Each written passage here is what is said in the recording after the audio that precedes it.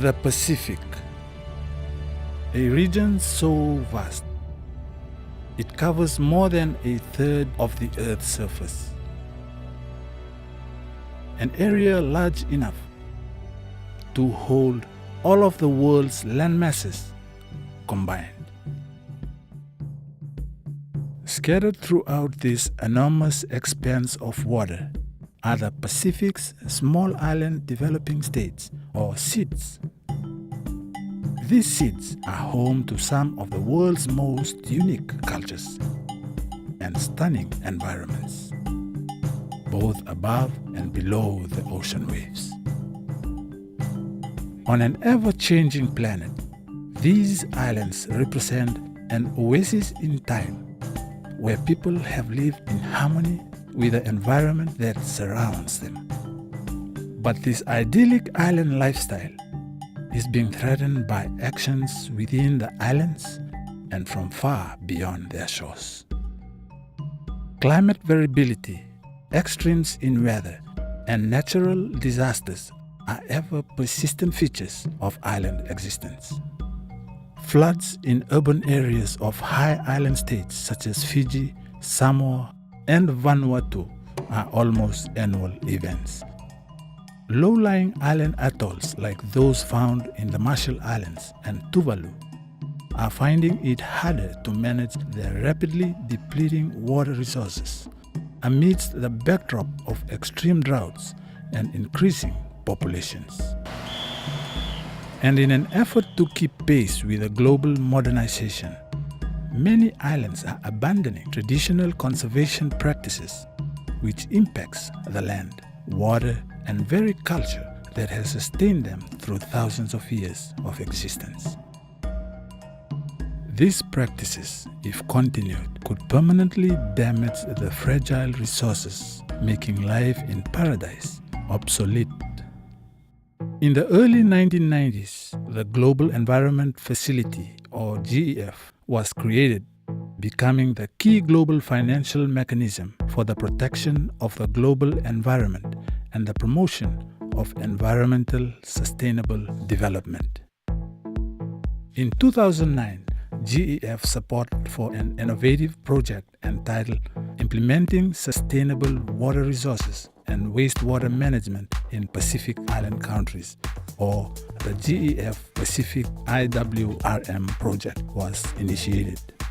The GEF Pacific IWRM project was executed regionally by the Applied Geoscience and Technology Division of the Secretariat of the Pacific Community, with oversight by UNDP and UNEP, and was aimed at facilitating the establishment of frameworks for the policy and management of resilient islands-based water and sanitation systems, and to pilot these initiatives through demonstration projects.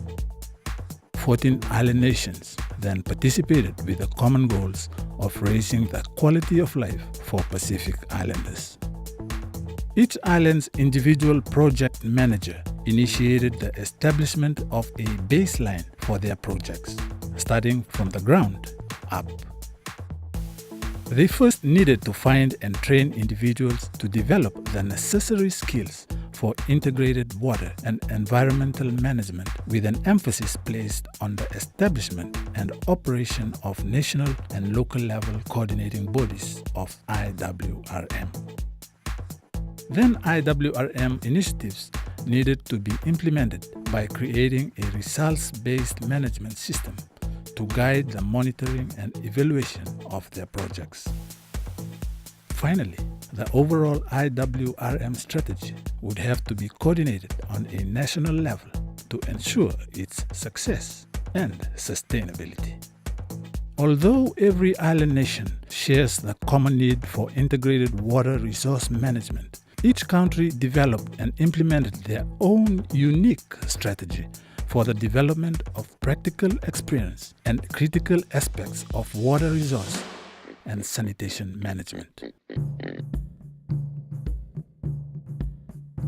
In Samoa, an initiative was led to protect a valuable piece of land, essential to protecting the area's water quality. First achievement that I really proud of the Al Salmon project is the taking of land process that's happening at the moment up at the Catholic land on the summit of one of our catchments. We are purchasing the lands of the Catholic Church. It is quite a substantial amount of land, but we need it for conservation purposes, both with the water resource and biodiversity. In the Republic of Marshall Islands, groundwater well quality was enhanced by improving pig and human waste management practices. The pilot projects of dry litter and compost toilet have been a really big success. There is scientific data that shows that these projects have reduced the amount of contaminant going into the lands. In Palau, a measure was introduced to educate the public on the importance of protecting and maintaining one of their key watersheds, leading to improved communication between local stakeholders. This has worked to help increase collaboration between the different agencies and the NGOs and other projects such as the Sustainable Land Management Project and working to manage water properly in Palau. In Tuvalu, integration of composting toilets was so successful, it has inspired other neighboring islands to follow suit. Our initiative has been adopted by other countries like low-lying atolls such as Aramai, Nauru, and Tonga. In Fiji, extremes in climate and poor land use management practices in the past have resulted in more frequent and damaging floods. Now the government and local villages are more prepared to mobilize to mitigate its effects. We have also set up SOPs, that's a standard operating procedure, when rivers have sort of reached certain level, so how people should react as well as who should be sort of getting the information across and how the response agencies are going to react to it. And many of the Pacific IWRM's projects report positive results from efforts to mainstream stakeholder participation and cross-sectoral engagement in the development of national policies and plans for IWRM. 60% increase in community engagement towards the project. We also appointed a catchment group. This is called the Kovi Kongulai Catchment Group. With all the awareness program that I've done and all the meeting and stuff that I've executed, the only persons who are contributing, they are all women, giving some good advices. The endorsement of the National Water Policy for the Republic of Palau in April of this year. Recently, endorsement of our enactment of our Water Act. The development and having it endorsed the National Water Sanitation Policy for Nauru. The rapid uptake national policies and plans for IWRM experienced by the project is viewed by many within the Pacific IWRM family to be attributable to the on-the-ground results demonstrated to communities and governments. The results have created the impetus and examples of best practices required to reform national policies and guide investments. In this sense, the IWRM project has played a catalytic role with the region's development partners, planning their investments to scale up the best practices developed by IWRM.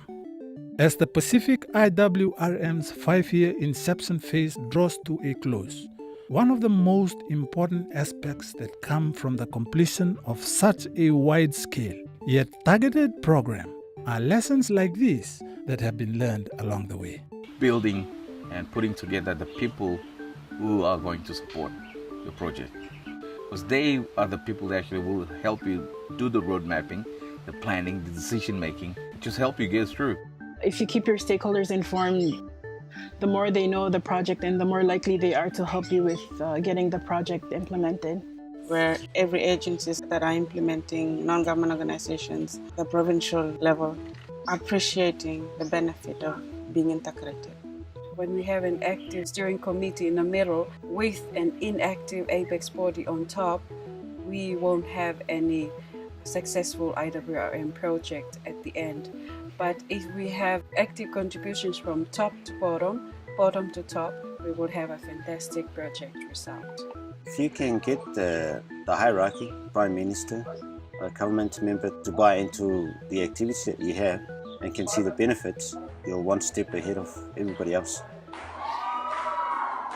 The lessons learned and partnerships developed will prove invaluable as the next era of efforts in sustainable development dawns on these small island developing states.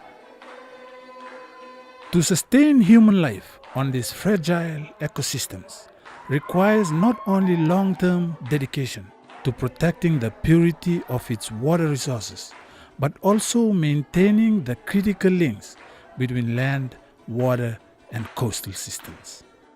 These linkages provide the foundation for island communities to exist and determine the quality and extent of the coastal blue forests that are critical for island livelihoods. Embracing a true ridge-to-reef and community-to-cabinet approach, the Pacific IWRM is preparing to embark on the scaling up of its initiatives to embrace the whole of island sustainable development, an approach which requires the integration of land, water, and coastal management in seeds. Utilizing the same passion and innovation that made IWRM a success, national teams will now engage in testing a truly comprehensive initiative to guide the long-term sustainability of the environment, culture, and people of the Pacific Islands. Given the contemporary challenges island communities face, the governments of the Pacific Island countries have requested support in the form of a GEF multifocal area initiative aimed at strengthening the integration of efforts to preserve ecosystem services, store carbon, improve climate resilience, and sustain livelihoods in Pacific seas.